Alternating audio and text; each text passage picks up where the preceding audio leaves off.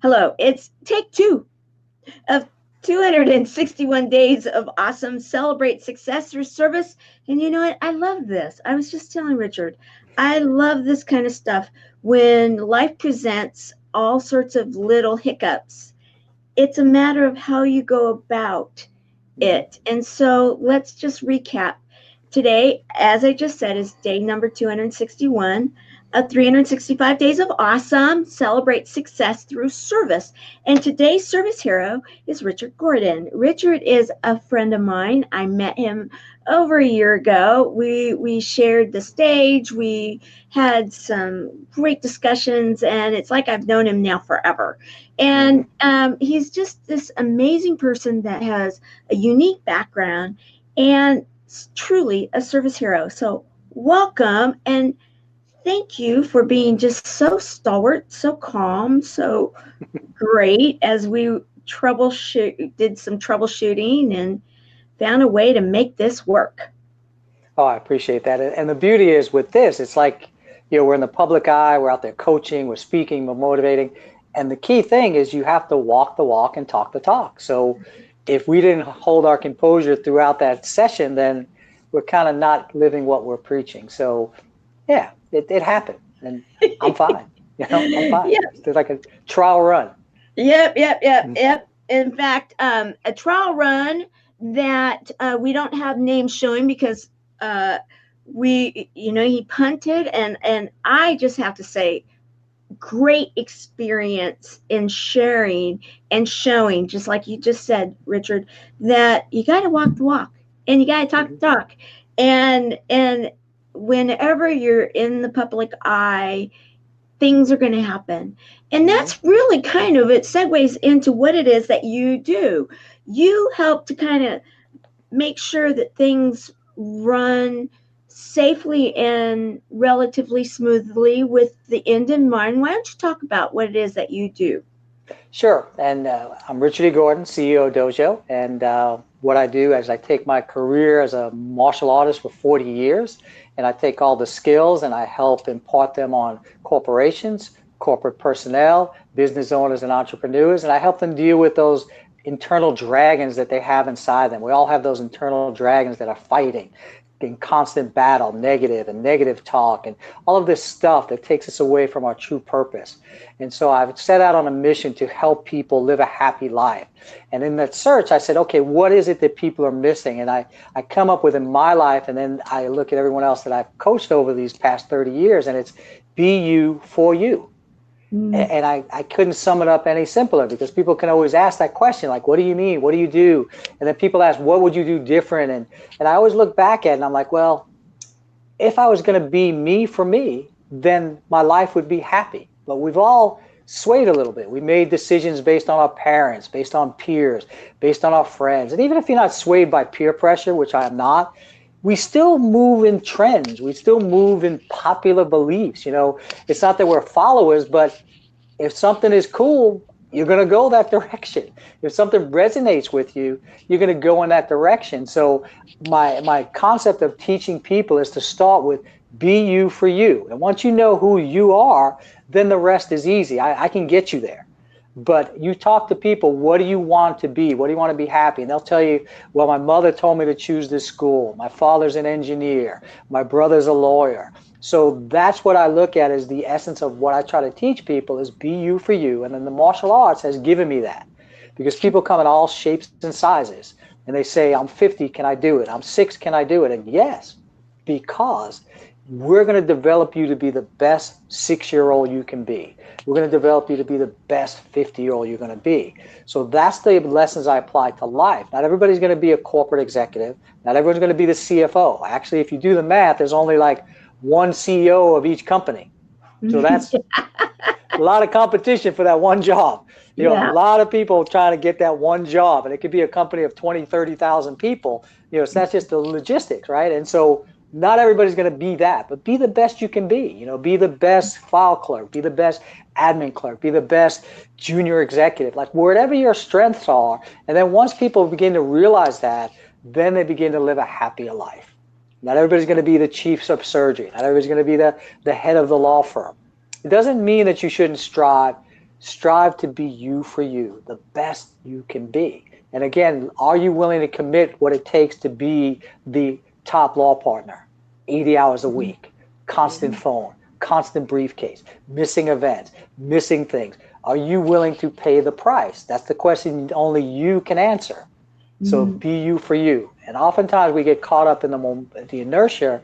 We want to be a good provider. We want to do things to make our family proud. We want to get that top. Especially, we talk about that whole striving personality like we are. We want to be the top. We don't want to be the junior executive. We want to be the senior executive. We want to be the top attorney.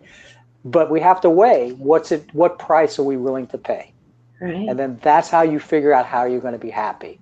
Because if you pay the price for what you want to be a speaker, it's not easy. There's prices we all have to pay to get there. And if you're willing to pay it, then you can live a happy life because you're being you for you. But if someone pushes you, you're going to resent it. You're going to begrudgingly do it. You're going to go to medical school or law school or be an accountant. So that's the essence of what I try to get to people across is the basic, simple question is, what is it you want in life to make you happy? Is it to be the CEO? Absolutely. Then we can get you there. There's a simple path. You can go online and find out the path to CEO. It's not really a complicated path. It's work your butt off, become a proficient expert in your field, and keep grinding. That's a simple version, but that's, as you know, that's it. That's the formula. Just like to be a speaker, show up. To be a speaker, show up. Learn your craft. Train, study, show up. Learn your craft and be there. Be at events at the last minute. Hey, could you be there tomorrow? 2 hours away. Can you be there in 2 days? Yes, I can. That's right. That's right. And that's one thing that both of us have in common because we've done it is, and we're lucky because we do live in an area of the world that there are a lot of events that take place within a driving distance or even if you need to get on. I found a picture. I got to do this when I mention this. Okay. Even if you need to get on, or I found a couple of them, a plane and get where you're going. and exactly. Or another plane, because you got to have some fun too. Sure. Like at the last minute, a lot of times when you have a message and you're getting out there and people start to know you and they realize, okay, yeah, this is someone that if you do ask the last minute, they'll show up. They'll actually show up and they've got something to say. And we both have been in those situations where they make that call and it's like, yes, I'll be there. and it's like, okay, end in mind, because it's the end in mind, right? It's that, okay, get the message out there. And your message is that you're never too young, you're never too old to really be able to get out there and do what it is that's going to keep you in alignment and help you to find the better life or your better self, right? Correct. That's it. And you incorporate your martial arts, don't you? Oh, absolutely. Because the martial arts, and again, people have a misconception. They look at the movies and they look at the flashy stuff, which is cool. I enjoy it myself.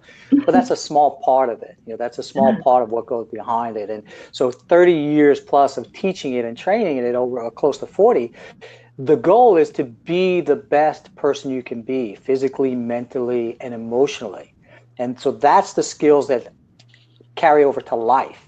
I'm not teaching people to fight in dark alleys. I do teach law enforcement and military to protect themselves, but even they are not running around 24/7 in a ninja mode. So they have a job skill set that they need, but at times they don't. They have more need for the self-control, the discipline, the fitness, the mental control, because we could wear ourselves out like we talked earlier. We are in stressful situations regardless of what your job is. The stress is proportionate. You're the CEO, you have stress. You're working in the copy room, you have stress, because anybody that's made copies, it doesn't always work. Oh, can I talk? Can we talk? I don't even know. Some people that come to my house, they're like, how many printers and copy machines do you have under this roof? And it's like, I don't even know anymore because it's like every single time we've gotten a new computer or we've gotten a new Mhm. cable provider or whatever, right? It's like this doesn't want to talk to that, doesn't want to do Yeah. this. It's like, okay, and then which print cartridge, Yep. goes with which one, it's like, okay, now, so then you take the stick and you go over to Kinko's. Yeah. Absolutely. So at any level, there's stress. You need copies, you need a printout, you need something on the go, and it doesn't cooperate. And I find my wife is super intelligent. She's into computers, she does computer gaming, and we've gone through that experience. And she's very intelligent and very logical. So she's like in line with me, but even from an intellectual level. And she'll just be like frustrated to the point where she's tried every resource, and then she'll finally be like, it doesn't work. It's like I rebooted, I've reprogrammed, I called the company, I got tech support, and it doesn't work. Yeah. Yeah.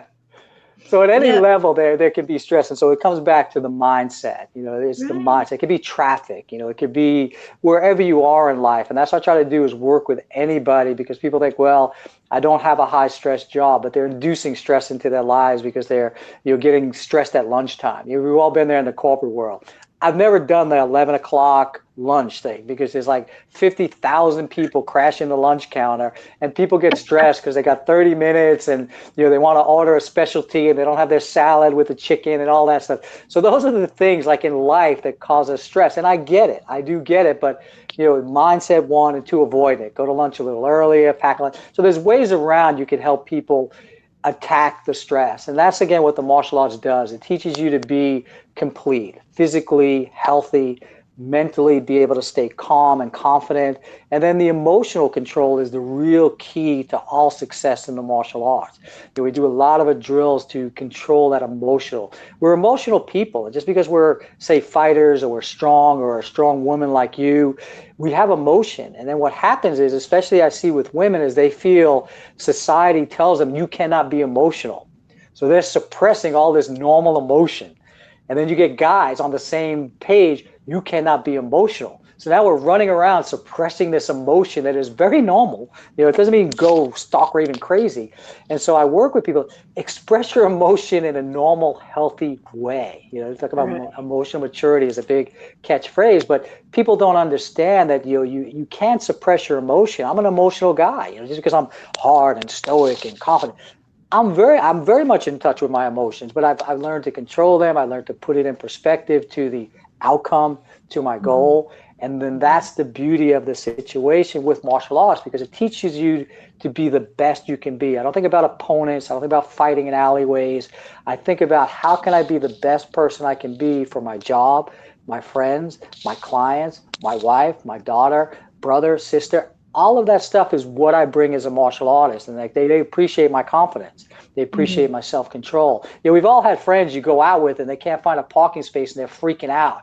Well, they make a wrong turn and they're banging the steering wheel, and you got to kind of like do the invisible. You do like this, like you just kind of exactly.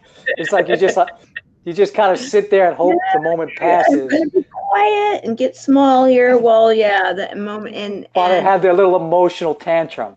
yeah, And so yeah. we all have that, and there's things that trigger us, and so we have to know what our triggers are. We have to know how to keep them down. And so I see people all the time, oh, I can't believe that person cut in front of me. That's like the worst thing in the world. They've insulted my family and my heritage and my culture. And I'm like, really? Wow, that's going deep. Yeah, it is. It's Yeah, just cutting in line at Starbucks. That's like deep, that you really like feel that all that has been offended by somebody just absentmindedly stepping in front of you. right. But that's the emotional, because we tie that emotion to it. We bring that to the equation. Oh Right. yeah, I'm not good enough. That's why they cut in front of me. Oh, look at him. He's an executive. That's why he cut in front of me. And then people, I hear it all the time. I see it all the time, and it's like, just relax. It's not all that.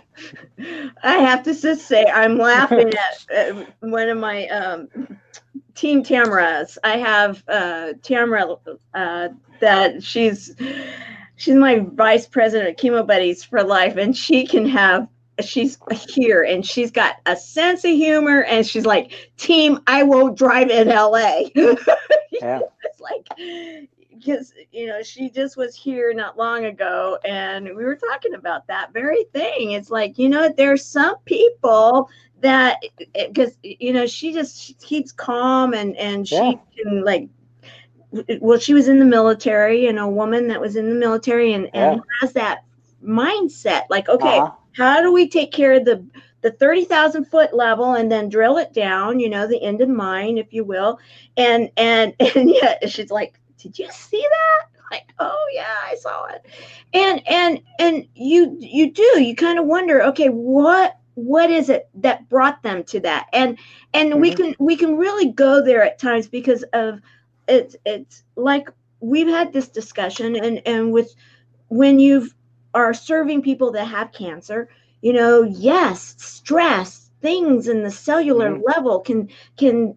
can create that skew, right, Right. within the body. And then how do you bring that alignment back? How do you overcome those things? How do you look at it and say, okay, this was where I was, this is Yeah. now where I am going. How do I bridge that? And what was it in your life that prompted you to want to go into the martial arts?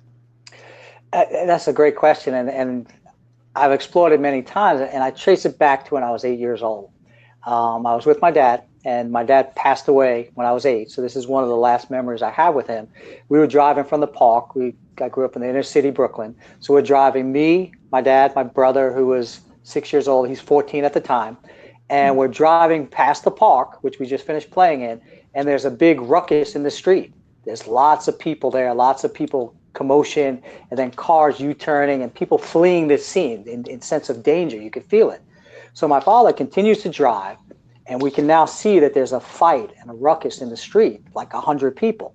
And he parks the car a couple of, like, maybe 20 feet away, and he looks at us and he says, whatever you do, don't open the doors for anybody. And if I don't come back, go to the police. Okay, so I'm 8 years old. Right. That, like, my brain is short circuiting. And so my dad goes out. We watch him disappear into the crowd. And he's all of 5 feet tall, Mexican descent, 5 feet tall, 150, 60 pounds. And he walks into the middle of this riot. And my brother and I, literally, no reference, no nothing, what to do, what's going to happen. And then time stood still. He comes walking out of the crowd with 5 girls with their clothes torn to shreds, blood, their arms, their face, scratched, clawed. And he just calmly walks into the car. He knocks, because it was before automatic. We open the doors. The girls flood in, 2 in the front, 3 in the back, and they are shaking like unbelievably, because they've had a near-death experience. And my dad is as calm as could be. They get in, and he says, give them a blanket. So we had blankets in the car. We give them a blanket. They cover up. And he says, I'm going to take you to the police station, and we'll call your parents. And they're just literally freaking and crying, and you could just sense their terror. And he just drives a few blocks to the police station, walks in and drops them off. He comes back to the car, and we're out of our seatbelts looking and wondering. And he says, put your seatbelts on, we're going home. And we're like, the head is going. You're like, wow. And I said, what did you say? He's like, don't worry about it. I'm like, what did you do? He's like, don't worry about it. And I'm like, wow. And so that stuck with me, because that's the person I wanted to be, the person to go into the danger to help people. And that's the example he gave me. And so I look at it as well, in those short 8 years, because it's not even 8 years, because you're conscious from what, 3, 4, give or take, you can do the math. So it's only a couple of years that he's imparted all of this stuff in me, and it resonates with me. So I choose my words carefully. I look at the impression I have on people, and in a short period of time, how you could impact someone's life. So that's what made me go into the life of martial arts and discipline and security and control, because that was, like, to me, that was like the greatest thing ever. And he never did tell me. He died a short time after that, but he never did tell me. And my mind has played this scenario over a million times, like, what did he say and what did he do? And that's where the bigger picture comes in, because it definitely wasn't physical. A 5'5" man in the middle of a riot is not there threatening anybody. It's like you talked about earlier, it's that presence. So he went in there with authority, and he was like, I imagine, this is my scenario in my brain. He went in there with authority and said, I am taking these girls out of here. You are done. I love And it. then, and Right. then he did it, like the parting of Right. the seas. So Right. again, it's like, it wasn't physical Mm-hmm. and he wasn't emotional. Mm-hmm. He just, again, he had a goal, Right. and he didn't know if they were going to turn on him. No one knew. Reality, he didn't know if they were going to turn on him or he was going to come out of that circle. But whatever his goal and mission and confidence and determination to help these young girls as their last resort, because everybody was going the other way. And you Mm-hmm. see it in the Mm-hmm. paper, you see it in the news all the time.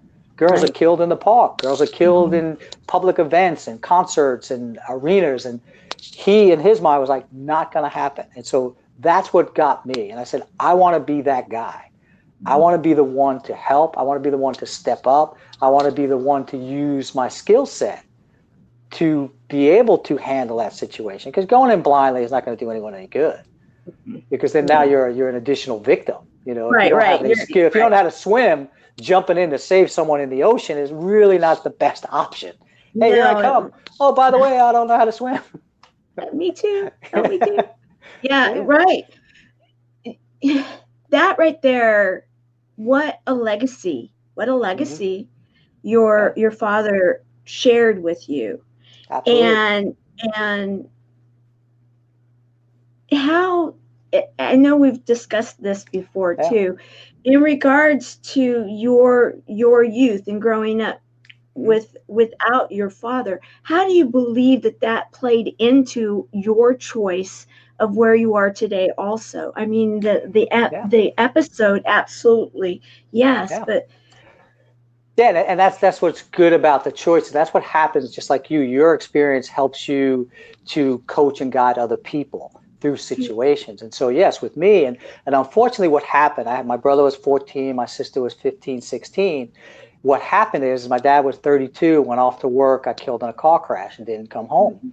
And so my family literally dissolved. My mother literally had a nervous breakdown. She's got 3 kids under the age of 15, husband of 32. They were married X amount of years since they were young, and he's gone.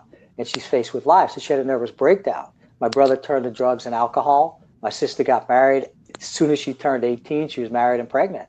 So literally my family dissolved. And so again, you play it over. Did it dissolve because of that or in spite of that? Or was that the course of action? And we'll kind of never know, but I definitely think my dad would have definitely had a different guiding force. Even if things happen, he still would have been a different entity within the dynamics. And so here I am 8 years old and my family's falling apart. And so that kind of shaped me. And again, I did a lot of introspection. I did a lot of soul searching. And again, I have faith. So I kind of went to God and said, how does this happen? Why does this happen? And then I got a lot of answers, which were, there's some things you're not going to have an answer to, and there's some things that beyond your control. And so that's what I right, use as well in my life. And that's what I use to teach. It's like, okay, I don't really like that, but I can accept it. Because yes, right, there are things out of my control because people have free will and free will has cars and people get in the same space at the same time, hence accident, hence collision. So I came to grips with all of that. And so that's what helped me kind of see what's important. It helped me see that the lessons that you give people and the words you use are very important. Because I remember that here it is 50 years ago, my dad passed away almost, and I still remember the words that he said to me and the lessons he taught me. So that's right, why I take teaching very serious. That's why I taught martial arts, I taught school, I taught in church, because I understand the importance of the words and the positive message. He was all nothing but positive to me. He always told me, you can be whatever you want. He's a Mexican guy. We're growing up in a ghetto, and he was a janitor. But he said, you can be whatever you want. It comes back to be you for you. He taught me that from day one. Just be whoever you want to be and then go for it. And in essence, you're thinking, really? Like, really? Can I do that? And I think every day how he catapulted me to where I am now. I have an awesome life. I have an awesome family.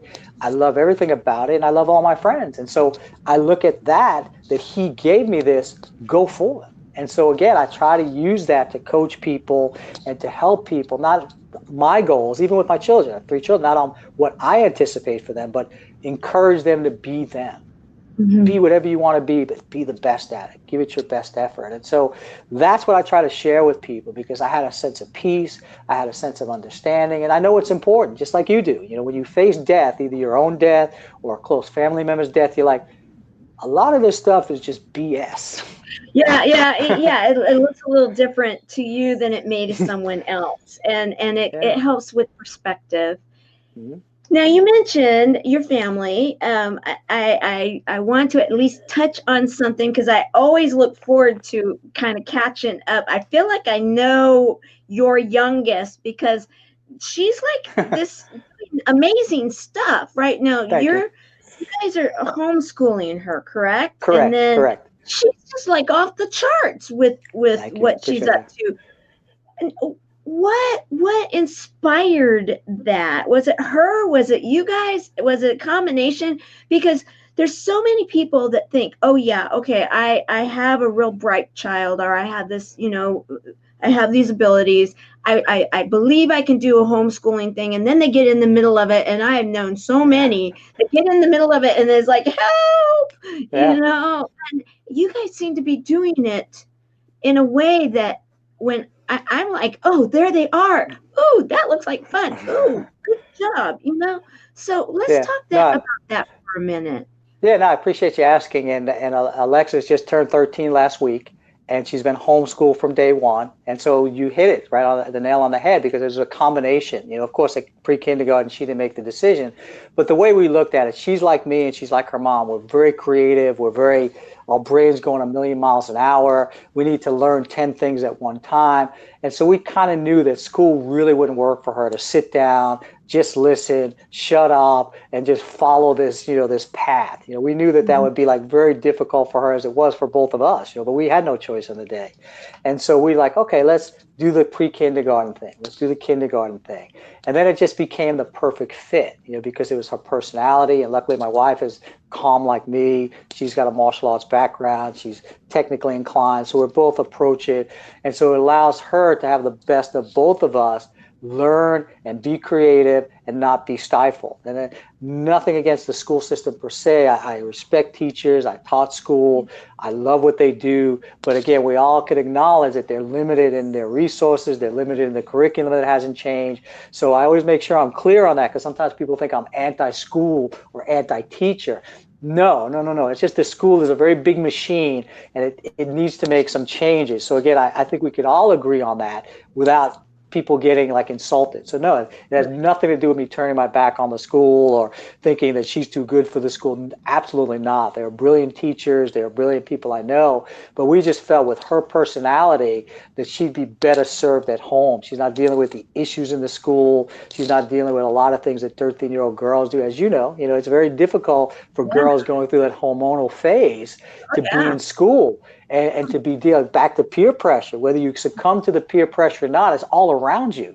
And if you don't succumb, then you're the one not wearing the eyeshadow, and you're the one not wearing the gold bracelets. And so you've already made a decision to be outside the trend, which is a trend in itself. So you got kids that are anti-trend.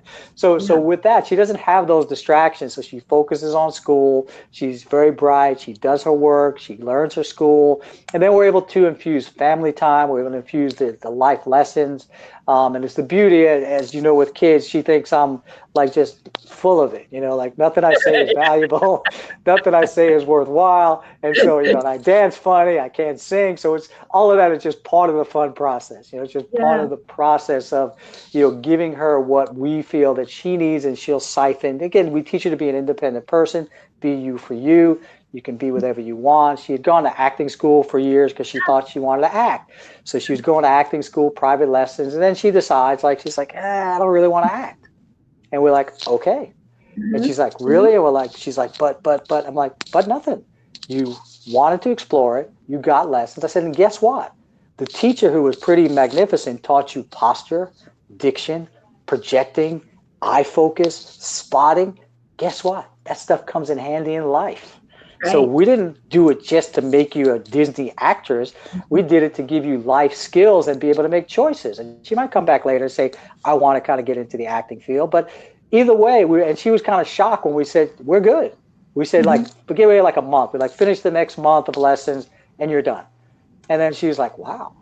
But she learned a lot. And we have no problem with her segueing. We don't want to be the force you got to act, you got to make our money. But no, she got very valuable lessons in projection and speaking and eye contact and all the skills that some people don't learn until later in life. Or never, it's just, and so, thank you for sharing that, because it's something that you've been so open to sharing the experience. And I have to say, it's so endearing whenever I see you're sharing the daddy-daughter, experiences, that. Because you don't always see that. And I believe that, like, when we were having dinner one time, and it was you and then another one of our friends that's a father, and we were talking about this very thing, and I was like, yes, we've got some guys that like being dads, and that are engaged and are proud to be, and yet can get out there and do whatever it is that they do. I mean, you're a master within the martial arts. You deal in security on a very high level, and you are a proud dad of a teenager girl. And I appreciate that. And I try and encourage people as well, because again, that's our future. People say, how do we change things? How do we make it? And I have no problem with the next generation. I always equate it to our grandparents looked at us like we were the laziest. We were like, we can't get anywhere. We're not going to fight our way out of a paper bag. We're going to run the world into the ground. And guess what? Their grandparents thought the same thing. Because just a couple of generations ago, our great-grandparents were building stuff by hand. They built houses by hand. So I'm not a handyman. I don't even know how to use a hammer. My dad was a janitor, maintenance man. It got lost on me. So that gene stopped with me. But just a few generations ago, people were really laboring. They would build homes. They would repair stuff. We moved away. So they thought we were wow, this has gone downhill. So I don't look at younger generation like that. They're faced with different challenges. They have different things. But the communication is the same. Listen to them. Make them feel valued. Listen to their thoughts, their concept. Listen to what's important to them. And then that could be any age, 10, 20, 30. I have lots of friends that I coach and mentor that are 20, their first year of college, because the challenges are the same. It's a little bit different perspective, but the challenges are the same. In your first year of college, the world is coming at you very fast. Your senior year of college, the world is coming at you very fast. And your parents and friends, everybody's got advice what you should do next. You got to go into real estate. It's the only way to do it. Buy Bitcoin. Oh, go to here. Go to med school. And so they're bombarded. And so all you have to do is any generation, they have their attributes. And all generations kind of, I guess, we move away from the traditions. The key is to try to keep some of the traditions that are good. Some traditions we're getting rid of, we don't need them. There's a lot of different things that we don't need to carry from generation to generation. But yeah, it's just talking to people as parents, adults, or even coaches and counselors to interact with the youth, get involved, be the mentor, be there in their lives so they can see you as an example. That's what's going to help them become better adults. And so you just don't sit back and say, oh, look. And then the question always comes up, people are like, oh, the kids are all tied up into their phones and their iPads and they can't communicate. I'm like, well, my daughter has all of that. She's got like 12 things, but we make sure she communicates verbally. So you don't have to be one or the other. There's times because my wife's like I said, she's a gamer. She's on the computer now, gaming away, building games, and I'm here. But we'll put it down. We'll meet for dinner. We'll meet wherever we talk. We communicate. We're in the car. We communicate. So that's what the generation is now. And we love technology. I can't even imagine if I was 13. I'd be all up on this stuff. Exactly. Well, it's funny. I had this discussion a lot around my house because I have some adult kids, and I've got some that are into the tattooing thing and some that are completely against the tattooing thing, and it's a split decision within that group. Well, and so then, some of my peers in the family, my age group, they're like, oh, these kids. And I'm like, okay, do you not remember our uncle who served in World War II, and he was in the Navy, and he had a Popeye thing here, and it was like a big on his arm. And it wasn't pretty at all. No. There's no artism. There's no color. There's no nothing. And it was like, okay, and then the older generation, and I remember listening to my Popeye Uncle Irv, that he was like, oh yeah, I remember when I came home with this, and that was just not really, they weren't like really excited about it. And I'm thinking, okay, where's the Sailor Man? Boop, boop, thing. Exactly. This kid that because he just came across like that. And so when I go into it now and I talk about it, I'm like, exactly what you're saying. Every single generation. I mean, my goodness, those people in the 50s, they, those short skirts and bustiers and socks. They did sock hops and stuff. And they're rotating their hips. Crazy. Yeah. I know. Only TV from here to up. And so it's all relative, and that's what I love about talking with you, because of the fact that you see things in such a 30,000 foot level, and yet you can bring it down to, in the moment, in a split second, you could bring it into this moment and deal with it at whatever level you needed to. And that is a mindset and a skill set, correct? Oh yeah, absolutely. And that comes just through the life of training and what your goal is. So if my goal is to communicate with people, whatever the age, you have to have certain elements. You have to be able to listen to somebody. You have to be able to respect their opinion. It doesn't mean you agree. Tattoo is a perfect example, because there's like people on every side of that spectrum. And people get very violent and they get judgmental. And so, there's that whole spectrum. And so what I do is I listen, and I might not agree with everything, but I respect it. And I respect their right to do it. Again, it's be you for you. Again, I'm pretty open about a lot of that. I just don't like it. Again, I share this with anybody who wants to. The whole piercing in the face thing. That's something I'm like, yeah. But again, if that's your thing, by all means. If you have a job that will allow you to have something in your face, then good for you. Because most jobs, especially in my security world, you don't show up for work with stuff piercing in your face. But again, I have no issue with it. I have no problem communicating with people. I have no problem respecting their right to do it, and it makes them happy. And so it's just like, same example, my older daughter, she grew up in the martial arts school, and she decides she wants to color her hair purple. She got very dark, almost black hair.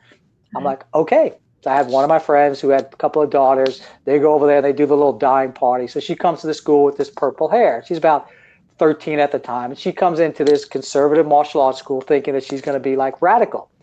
And the parents, who were my age at the time, and they look at it and they're like, wow, Jennifer, that's really cool. I like that. That highlights your hair. And so I could just see her expression. That wasn't what she was going for. She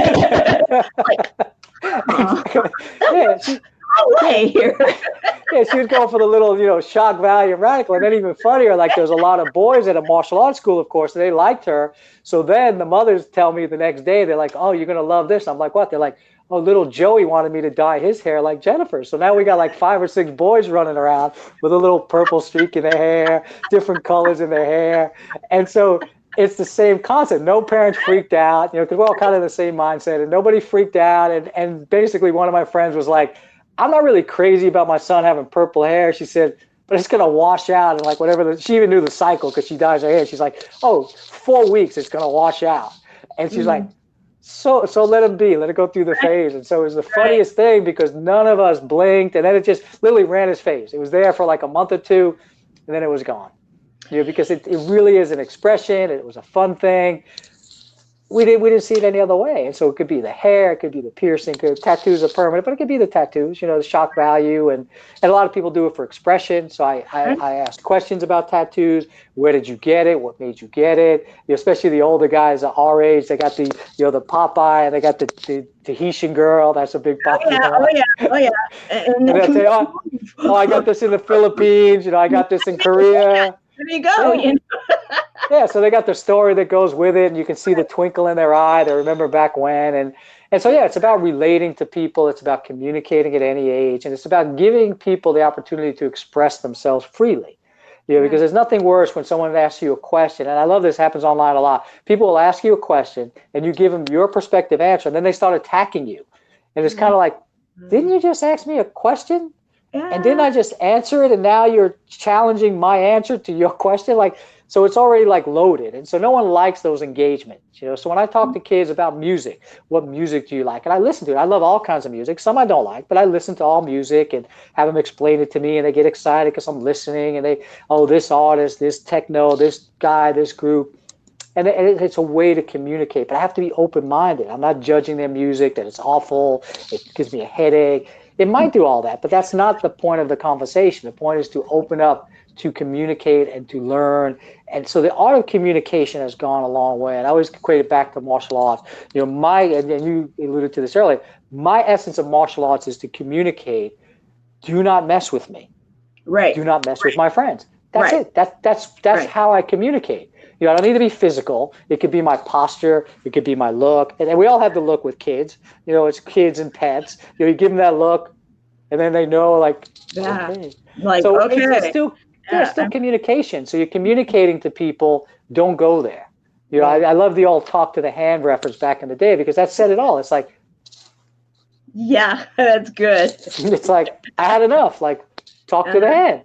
Yeah, and that was a great display of just like, I'm done. I don't want you to insult me. Hear you. Don't come in my space. Like, it was an international, just like. Right. So, okay, now let's talk about what it is that you're out there doing with CEO Dojo, because we were doing so good there. Okay, he's coming back. There he is. Okay. There we are. Okay. So what I'm doing out there with CEO Dojo is I'm taking, just like I said, I'm taking the message of my experience. I was in the Marine Corps as well. So I'm taking all of this experience and I'm trying to go out there in the world to make people's lives better. So I'm working with the corporations, I'm working with corporate personnel, the business owners and entrepreneurs that are very motivated and driven. And so I'm working with them, the ones especially that are willing to make change and do the hard work. Because people want results. They want to reach a goal, but they don't want to do the work. They don't want to roll up their sleeves. So I work specifically with people that are willing to roll up their sleeves, willing to do the hard work, whether it's increase their income at work, how to get ahead in their job by focusing on that goal. How do you get ahead in your job? Increase your skills, increase your aptitude, increase your network. How do you improve your family? Spend more time, more quality time, more appreciation. Do what they do. I don't like them all. My 13-year-old daughter, surprise, surprise, loves them all. Yeah. Guess who's at the mall all the time? Well, and I've learned to love it. I've learned to love it because I make it fun and we have fun. We used to go to Toys R Us every week, and I would post that every week until they closed. We were at Toys R Us, and I had a ball. We'd be riding the rides and throwing the balls and all of that. So that's what I do to work with people. Like, what is your goal? Do you want to increase your family time, the quality of life? It doesn't have to be waiting until the end of the year to take a 3-week vacation. Take a one-day getaway. Get in the car and drive to the beach. Drive camping. Drive to the mountain. Drive wherever you're not. If you're in the mountains, drive to the beach. Spend the day. Because so many people spend so much time waiting for the big vacation, and then they're all so stressed. Because there's so much pressure. Right. Take a vacation. Spend the time with your family if that's what you're. So I can help you with that focus. Your goal is more time with your family. Quality. Come home. Go to the movies. You know how fun it is to go to the movies like on a Wednesday night? That's like, even as an adult. Even as an adult, we went to the movie a couple of weeks ago to see Avengers. And I forget, basically it just came up. My daughter says, do you want to see Avengers? And I was like, absolutely. So my wife's like, okay, I'll go online and get the tickets. Bam, we're there. And I was like a little kid. I'm like, hey, movie. I love that kind of stuff. In fact, I mean, you're talking my love language there. I mean, you know, even at home, because of how busy I've been, it's like, okay, we're going to watch a movie together. Pop the popcorn. It's like, make it all comfy and fun. Absolutely. And those are the moments. I mean, I'm thinking right now of when my kids were young and I didn't have a lot of time because of being a single mom and everything. But Yeah, what we would do is like, oh, we would have these marathon movie nights, and it might be, Back to the Future 1, 2, and 3, and it's like who can stay up. We grab all the blankets, all the pillows in absolutely. the house, and get some popcorn and root beer and ice cream and just do it big. And Hmm. and it's like, okay, now, like, let's be kids. Yeah, And I was a kid with them. And those are the memories that we to this day can look back, or we can absolutely. remember, those type of special things. And it doesn't Hmm. have to be like you were saying, it doesn't have to be momentous. It does. I Yeah, mean, great if you can, sure. but if you can't, those memories, even as something as simple as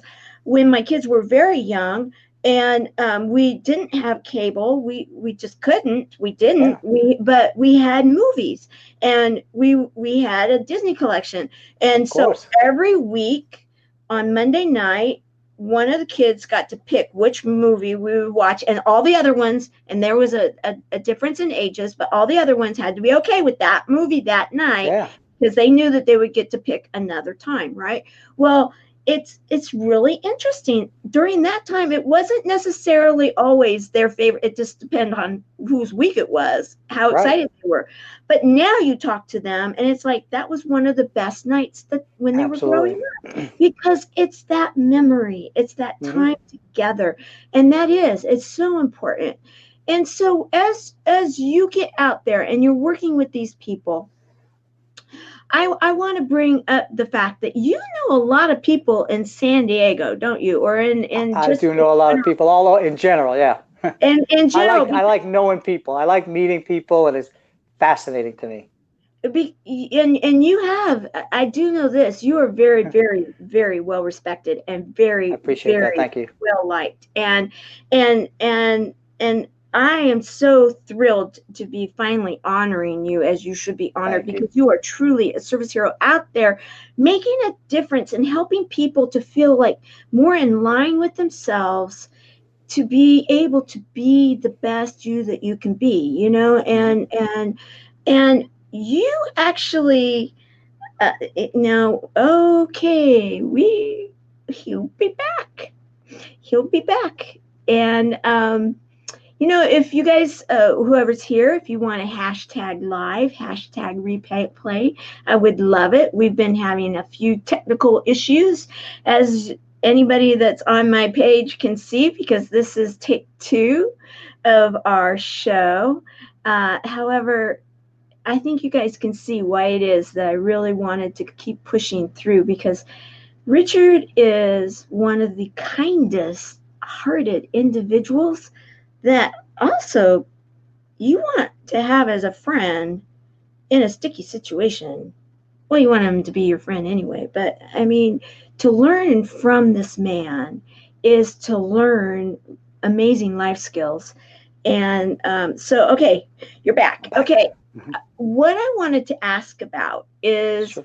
you how, I'm going to let you take lead on this, but we Sure. have a common friend that has a big premiere that's taking place this next week, and I'm going to let you just talk about that. Oh, absolutely. So Tamara and I, again, she is just as well respected and well loved in the community, and we travel in the same circles. And my mentor and good friend Greg Reed, a few years back, talked to Frank Shankowitz, who is the founder of Make a Wish Foundation, the organization that helps young kids and older people live out, unfortunately, at times, maybe their final wish. They might want to go to a baseball game. They might want to meet the Star Wars characters. So whatever the different wish is, they make it happen. And so Greg Reed sat down with Frank Shankowitz a few years back and said, "What is your wish?" Mhm. And Frank said, "Wow, no one's ever asked me that." And Greg said, "I will be your genie. You want a Ferrari, you want a house, you want a boat, I will make it happen." And Frank says, "I would like a movie that I could pass along to my children and grandchildren as my legacy." And Greg said, "I'll make it happen." So Greg Reed had never produced a movie, didn't know how he was going to get it done. didn't know anything about the process that he was going to endeavor, but he ventured into it. And so from a grassroots effort, he collected this cast of people to support him. Mark Gold's one guy involved. I got Theo as the director, of course Frank Shankowitz, and then the actors came together. So it was a very heart, passionate effort. And they came up with this beautiful story that's going to make you cry, make you laugh, make all of that. So I was actually on the set when they started filming it. I've seen the various cuts. I've seen the final cut, and it affects me the same every time. And I know Frank very well. He's the most kind, generous, service-oriented man you'd ever meet in your life. And so to see this happen is like beautiful on a lot of levels. And so, of course, I'm very excited to be part of this world premiere up in LA and Hollywood at the Egyptian Grumman Theater on June 4th. And I had the opportunity to invite some friends, and I thought right away of Tamara. I thought of my friend Joy as well. And so I'm like, these are women that need to be there and experience this event and to be there. And so again, it's about paying it forward. There's people that invite me to stuff, that people have access to things that I go to, and certain people like you think need to be involved in, especially these feel-good events. And Tamara quickly came to mind to be there. So I'm excited to be sharing this experience with her. And like we've already, like she stated, shared lots of different experiences and events and ventures. So I love the fact that I'm going to be sharing this with lots of you, especially with the cast, Greg Reed and Tamara, and lots of my good friends are going to be there. It's going to be truly, again, you talk about emotion. You're going to see me cry. I'm not going to be shy about it because it's truly going to be a life-changing experience. And I'm just truly happy for Greg Reed, truly happy for his success, happy for Frank. So the list goes down and down about the people who are involved with this process. And I encourage you to go out and see it. We're going to be popping up in different areas. Read the book. I read the book as soon as it came out. Oh, yeah, me too. Yeah, and I knew Frank, and I had known Frank quite well. And then when you read this book, it's like, wow. Yeah. Wow. Right. Wow, right. and more wow. Right. And then you see the movie and you're like, wow and more. So my respect for him literally went through the roof. I respected him completely and totally. And then when I read this book about what he's endured and how he could have made the turn to be bitter and to be resentful and to be a lot of things that are negative as opposed to a life of service in the military, in the highway patrol, and doing the Make-A-Wish Foundation. And he's still out there servicing and speaking and donating his time and traveling the country, talking to groups and organizations and fundraisers. And so again, can't speak highly enough about him. Like, I know him, I watch him, I see him. He walks the walk and talks the talk. And so very excited to be there next week to experience this with everybody. And like I said, Tamara will get to be there, and she'll be broadcasting from there live, one which way. And we'll be doing a live little talking together. So you'll see us, you'll hear us, you'll feel the excitement, and we'll give you a little taste of it. So if you can be there, there's a handful of people that have been invited. So it's invite only because there's only so many seats, and lots of people who are involved in the movie and special friends and guests are going to be there. But you can watch it. It's going to be popping up all over town in the different theaters and sponsored events. So again, really excited for Tamara and I to be hanging out up there. And again, enjoy it. It's going to be another experience that her and I will have in life. And so the first time I met her, which she alluded to before, we kind of met. It was funny. It was over a bar. The bar wasn't open because it was a daytime event, but we literally met across the bar, and it was sort of like a Hollywood romance. She looked at me, I looked at her, and I said, hey. No, she says to me, hey, do I know you? And I said, I'm not really sure, but I think we need to get to know each other. And then that's literally how we started. That's literally, and then from there we would, and then they would come in and saying, the event's starting. You need to go inside. And we just kept talking. We walked inside, talking. And so we just have, again, a resonation with our spirit. Again, people that are alike, you just gravitate to them. And that's how our circle works. That's why we have lots of mutual friends, because we're about the spirit, we're about the heart, we're about giving. And again, that's who you want in your circle. So you will be like the people you hang out with. Again, there's schools of thought, and yes, no, absolutely. You're going to be influenced by your sphere. That's why they call it the sphere of influence. So you're definitely going to be influenced, and try to put yourself with either positive people or people that are higher than you in rank, because you want to reach up to them. So, yeah, it's just been great knowing her, and looking forward to lots of memories we're going to create together. Yes. And thank you very much. Again, thank you. I am so excited because how important this is to me, because Frank is truly, in Yes. so many ways, my my inspiration for what I'm doing with Chemo Buddies, because I know when I listen to him and when I've gotten to get to know him also and talking with him, and about how it wasn't about Frank, and the Yeah. story will talk about this, and he created such a legacy with Make-A-Wish, and it was Mhm. really truly never about Frank, and that's the same way it is with the buddies and Yeah. what we're doing. And so I keep always going back to him and thinking, okay, now what would Frank have done? Absolutely. Or, let me ask, what should I do? And to have that kind of example and inspiration, Sure. it's incredible. And to be going, and it's right around my birthday too, so I'm like so excited. I'm just I Super think celebration. so. Yep, super celebration. So as we close now our time together, which is only temporary because we're going to be picking it back up next week Yep. at the event, what is it that if you were to share with everybody right now how you believe that they too can be a service hero, the service hero that they are inside, Mhm. because you understand so much of the Yeah. internal and the external. So, that service hero, what would you suggest? Any kind of pearls of wisdom you'd like to share? And that's a great question. And the beauty of service, and I use this simple example. I had one of my martial arts students that he was helping everybody, helping. There was nothing he wouldn't do. He'd help you move, he'd give you money, buy you pizza. Everybody knows that guy or that woman that they're there for you. Whatever you need, they're there. Changing a tire, like we talked about, he's changing it. He's got gloves, he's got a hammer, a saw. So he's doing all of this. But then people were saying to him, "Can I help you, Bill?" And he says, "No." "Can I help you with that package?" "No." "Can I help you with this?" "No." So I call him in my office one time and I say, "Bill," I said, "you're a very selfish man." And he looks at me exactly. He's like, "Whoa, whoa, whoa. Like, Master Gordon, you're missing something here. I am far from selfish." And I said, "What do you mean?" He said, "Well, I do all of these things for people. I do this and this." And he's listening to try and defend himself. And I said, "I get all that." I said, "But people are trying to help you, right?" And he's like, "Yeah." I said, "How do you feel when you help people?" And he, right? "I feel good. I love Mhm, helping people.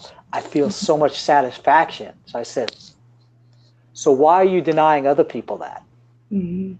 I said, "You're denying them that satisfaction that you feel."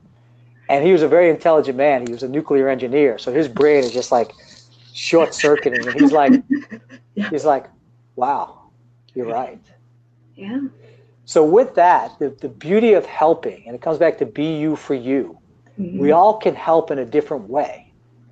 And so we all have to figure out how we can help. It could be reading to the elderly.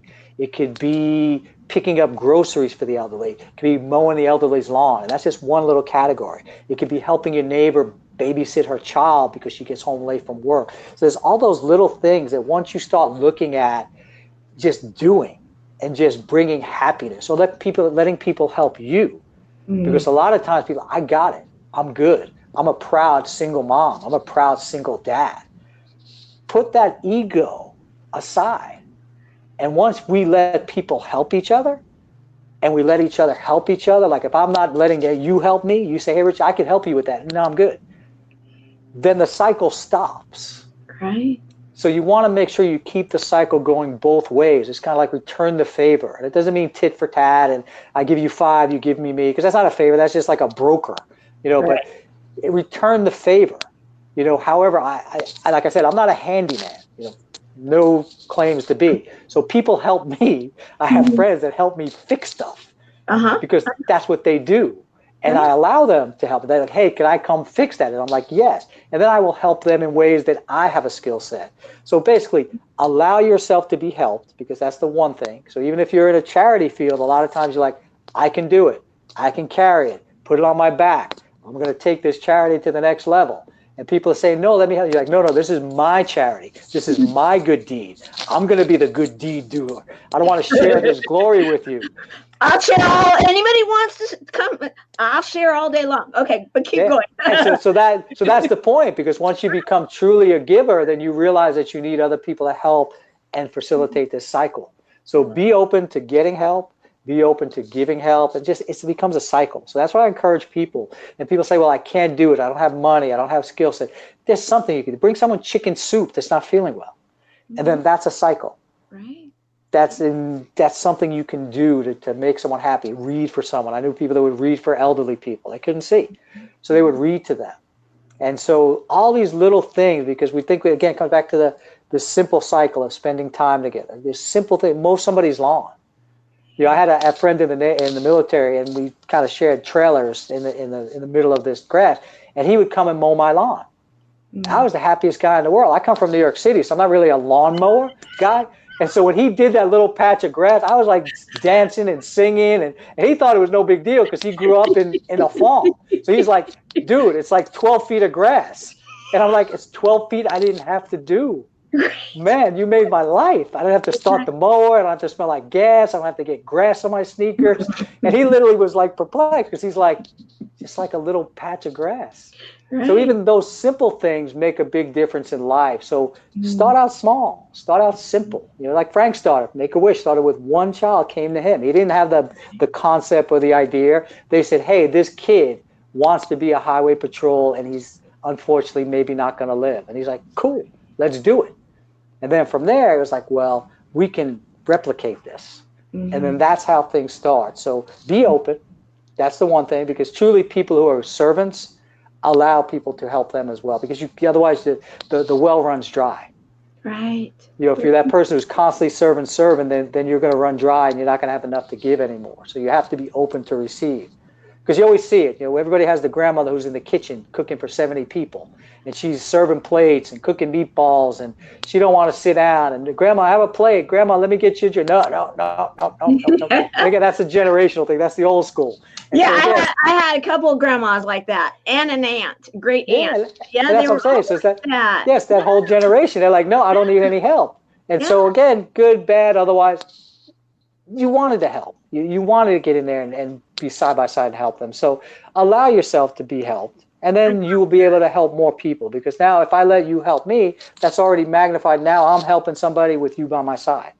Right. So that's my encouragement to people, is just be open, and then just start small. I love Simple things. Even a smile. Smile goes a long way. A hug. I was talking to people today about the magic of a hug. Magics of a hug. And give someone a hug. Again, you got to be within guidelines and proper. We all know that from the corporate world, but still, do something. Even a hand on the shoulder does wonders. I did a drill the other night. I was at a conference, and it was a young guy and a 30-year-old woman. And basically, he had never done like the eye contact thing. Neither did she. And so I was like, I said, let me show you the magic of this. And then they did it, and it was the first time. So it was literally like cool for me, because they were like, whoa, that's some powerful stuff. That is. I said, yeah. I said, that's the true essence of connecting. I said, you just take a minute and look someone in the eye to eye, no distractions, no nothing, going old school. I said, and you really feel the connection between your spirits back and forth. I said, it really is that simple, but it's that magical. And they did it, and they were like, I can see the expression in their face. They're like, whoa, this is pretty cool stuff. Yeah, or a pool table game or something, Yeah, absolutely. Think about that. You have such pearls of wisdom. You are just, you people, you guys need to get to know Richard. If people are resonating with what you're sharing, how can they get a hold of you? What's the best way to find you? Sure, thank you. Facebook, Richard E. Gordon. So very simple, Richard E. Gordon. You'll find me on Facebook. Instagram, Richard E. Gordon 3. And those are the two places you can find me. I'm always there to reach out to me. You can get my phone number off of the Facebook and call me. So I am available to people. So again, helping is not building up all of these walls. So I'm available to people. They call me, and if I can't help them, I refer them to other people. But I'm more than happy to help you, guide you, coach you, get you to the point where you can figure out exactly what's going to make you happy. And all I look at is be you for you. and I want to I help that love it. process. You really exemplify to me exactly that. Thank And you. I treasure our friendship, and I'm grateful for it. I'm grateful for you. I'm grateful, and I just can't wait to see you next week, because it's just I feel like a little kid. Okay, Oh, of I'm being course, a and we little kid should. right now. Yeah, we moved too far away from being little kids, and we Yeah, need to get back there. you know what, guys, total disclosure, I'm a little kid about next week. I truly am. I don't get this way very often, Uh-huh. and this to me is like so huge. So I just want to say thank you so much for You're welcome. letting me be a little kid, and having, because I do feel like you've made my wish come true. Well, I'm I glad. really, That I don't makes me want to get happy. right now, but I had that wish to be there, and Well, and and my that wish. truly makes me happy. And that So makes me happy, and I'm glad it had that impact because again, it's that same cycle I'm talking about. So yes, very well deserved. Like I said, I thought of you. You need to be there for sure. thank you, thank you, thank you. So, my friend, as we end today, take two of 261 a day, 261. So two, take two. 365 days of awesome. Celebrate success through service. Richard Gordon, you are a man that is a gift to this world. And I don't say that lightly. Thank you. You truly have so many amazing qualities that you are willing to just share. And that is so rare, and it is such a treasure. And I don't take it lightly. I truly appreciate you, and I know others that do too. So thank you for being my dear friend, and thank you for being the service hero that you are. Oh, thank you for having me. It's been a true pleasure getting a chance to chat with you as always. As always. See you later. See you next week, and see Very everybody soon. else tomorrow. Yes, very soon. Just a few Have more a good days. day. Okay, you Bye. too. Bye bye.